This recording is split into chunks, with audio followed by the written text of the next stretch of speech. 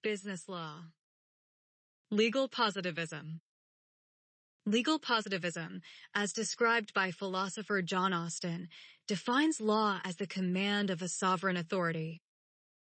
This means that for something to be considered law, it must come from a recognized authority, such as a king or a president, who has the power to enforce it within a specific area or territory. To understand legal positivism, it's essential to grasp its empirical approach to law. This means examining existing statutes, regulations, or judicial decisions to determine what the law says. For instance, if we look at posted speed limits on highways, we can conclude that the speed limit is generally no more than 55 miles per hour. However, in practice, state troopers might allow speeds up to 61 miles per hour, even in a 55 miles per hour zone. This empirical analysis of law is known as the positivist school of legal thought. Legal positivism, however, has its limitations and critics. An example from history illustrates this.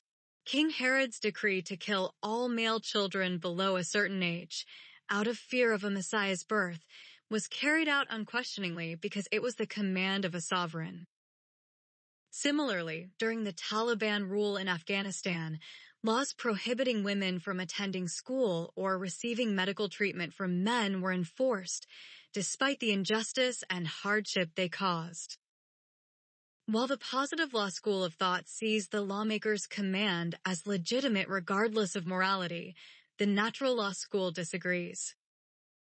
Natural law proponents argue that laws must align with universal principles of justice and morality.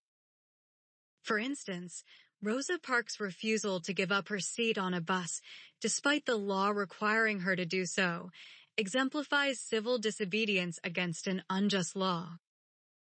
Legal positivism views law as the command of a sovereign authority and emphasizes an empirical approach to understanding it. However, it raises questions about the morality and justice of laws that may conflict with natural or universal principles.